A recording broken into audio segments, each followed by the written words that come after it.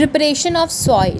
The preparation of soil is the first step before growing a crop. ठीक है, सबसे पहला जो स्टेप होता है हमारे कोई भी क्रॉप को उगाने का, सबसे पहले हम क्या करते हैं, सॉइल को प्रिपेयर करते हैं. One of the most important task is agriculture is to turn the soil and loosen it. ठीक है, सबसे पहला एक सबसे इम्पॉर्टेंट टास्क होता है एग्रीकल्चर, जब भी खेती की जाती है तो सॉइल को सॉफ्ट बनाना और बहुत ही अच्छा मॉइस्चर कंटेन करना, उसमें ह्यूमस डालना या फिर बहुत सारी चीज़ें डालना.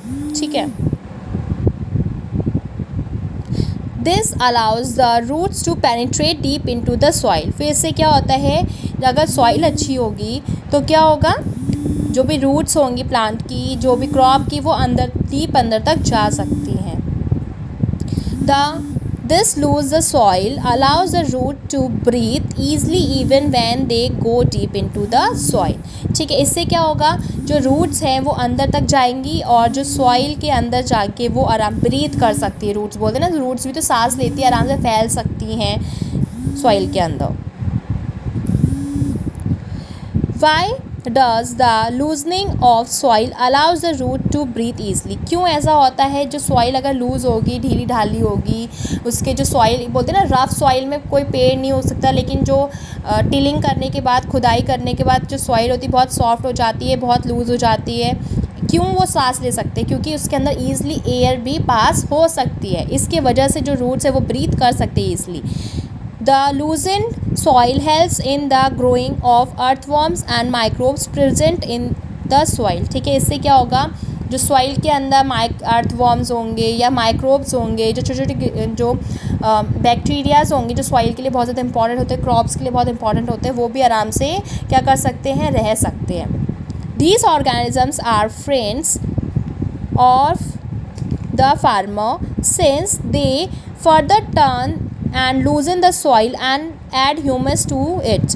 ठीक है, जो ये होते हैं माइक्रो ऑर्गेनिजम्स, जो अर्थवर्म हो गए, माइक्रोब्स हो गए, ये एक कह सकते हो आप फ्रेंड्स होते हैं फार्मर के. सबसे अच्छा फ्रेंड जो बोला जाता है, अर्थवर्म बोला जाता है फार्मर का. क्यों, क्योंकि वो सॉइल के अंदर, आपने देखा होगा, वो अंदर रहता है, तो वो सॉइल की जो मिट्टी है उसको खाता भी है और उससे सॉइल को फर्टाइल बनाता रहता है, चिकना बनाता रहता है. You have learned in the previous classes that soil contains minerals, water, air and some living organisms. ठीक है, आपने पहले क्लासेस में भी ये पढ़ा होगा, प्रीवियस क्लासेस में, कि जो सॉइल होता है उसके अंदर बहुत सारे मिनरल्स पाए जाते हैं, वाटर भी होता है, एयर भी होती है और बहुत सारे माइक्रो ऑर्गेनिज्म, छोटे छोटे लिविंग ऑर्गेनिजम्स भी पाए जाते हैं. In addition dead plants and animals get decompose by the soil organisms. ठीक है, कभी देखा होगा कोई एनिमल मर जाता है या फिर कोई प्लांट मर जाता है तो कुछ समय बाद वो क्या होता है, मिट्टी के अंदर ही मिल जाता है. This way various nutrition in the dead organisms are release back into the soil. ठीक है, इससे क्या होता है, जो भी न्यूट्रिशन होते हैं, जो भी डेड एनिमल हो गया, प्लांट हो गया, उसके अंदर जो न्यूट्रिशन होते हैं वो प्लांट के अंदर, सॉइल के अंदर मिक्स हो जाते हैं और सॉइल को बहुत ज़्यादा ही अच्छे तरीके से उसको क्या बना देते हैं, चिकना बना देते हैं और न्यूट्रिशंस बना देते हैं उस सॉइल को. These nutritions are again absorb by the plant. फिर से वही न्यूट्रिशन, क्योंकि सॉइल में मिल गया, सॉइल के अंदर जो रूट्स हैं वो रूट्स फिर से वो न्यूट्रिशंस लेंगी, प्लांट को अच्छा बनाएंगी. फिर वो प्लांट अगर डेड हो जाएगा, फिर वो प्लांट, जो डेड प्लांट है, फिर वो मिट्टी में मिल जाएगा, मिट्टी में जो भी प्लांट लगा होगा फिर वो न्यूट्रिशन उस प्लांट से, मरे हुए प्लांट से ले लेगा. ऐसे करके पूरी साइकिल चलती रहती है और प्लांट को बोल सकते हो जो डिकम्पोजेस एनिमल्स होते हैं, प्लांट्स होते हैं, वो बहुत अच्छा न्यूट्रिशन प्रोवाइड करते हैं.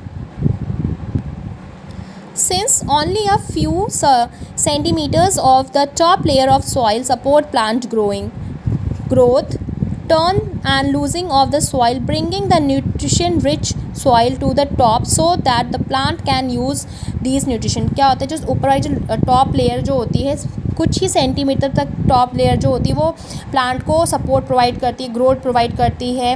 लेकिन जैसे जैसे वो जो सॉइल है, जैसे अर्थवॉर्म है, जैसे जैसे जितना अंदर जाएगा वो सॉइल को क्या करेगा, फर्टाइल करेगा, उतना ही जो रूट्स हैं वो अंदर तक जाएंगी और वो प्लांट को न्यूट्रिशन रिच सॉइल प्रोवाइड करेंगे. कि जितनी अंदर जो सॉइल होती है उतनी अच्छी होती है. ठीक है, जितनी गहरी सॉइल होगी उतनी अच्छी होगी और न्यूट्रिशन प्रोवाइड करेगी सॉइल को, प्लांट को. Thus, turning and loosening of soil is very important for cultivation of crops. ठीक है, इसीलिए सॉइल को टर्निंग मीन्स कह सकते हो आप, उसके अंदर ह्यूमस डालना, फर्टिलाइज़र डालना, चेंज करना सॉइल का बार बार वो, और लूजनिंग ऑफ सॉइल मतलब सॉइल को, जो रफ़ सॉइल है एकदम जमी हुई एकदम मिट्टी जो गांठें पड़ी हुई होती है मिट्टी को, उसको लूज़ करना, उससे ही हमारी क्रॉप बहुत अच्छी तरीके से उगती है इन सब प्रोसेस से।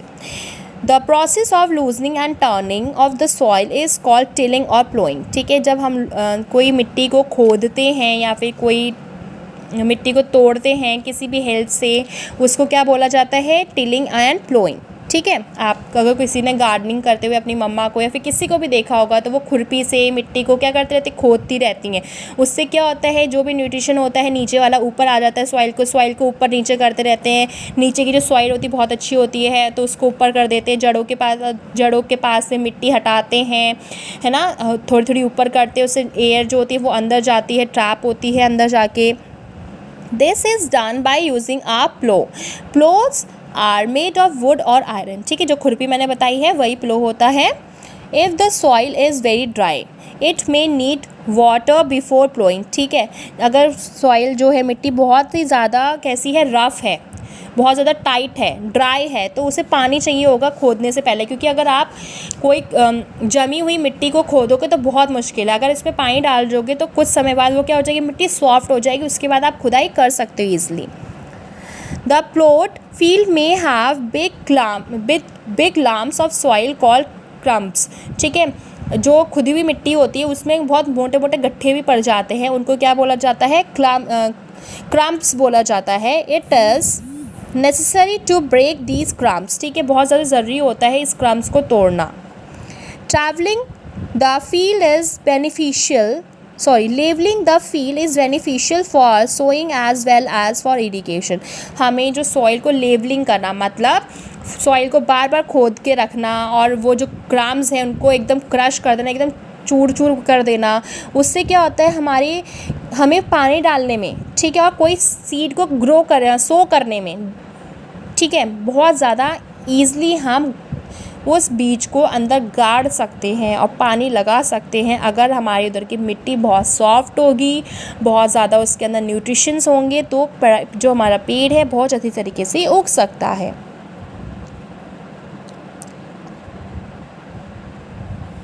Levelling of soil is done with the help of leveller. ठीक है, अब जो लेवलिंग की जाती है वो एक टूल होता है जिसकी हेल्प से लेवलिंग की जाती है, उसको क्या बोलते हैं? लेवलर कहते हैं। Sometimes manure is added to the soil before tilling. ठीक है, खोदने से पहले ही मैन्योर, मैंने बताया ना, मैन्योर जो खाद होती है वो डाल दी जाती है।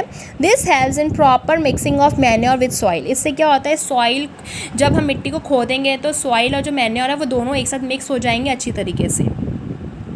The soil is moistened before sowing. ठीक है, और जो सॉइल है उसको पहले गीला किया जाता है कोई भी चीज़ बीज को उगाने से पहले। ठीक है, बीज को डालने से पहले उसको क्या किया जाता है, खोदा जाता है, अच्छे से मॉइस्चन किया जाता है, मैन्योर डाला जाता है, ये सारे काम किए जाते हैं कोई भी बीज को उगाने से पहले।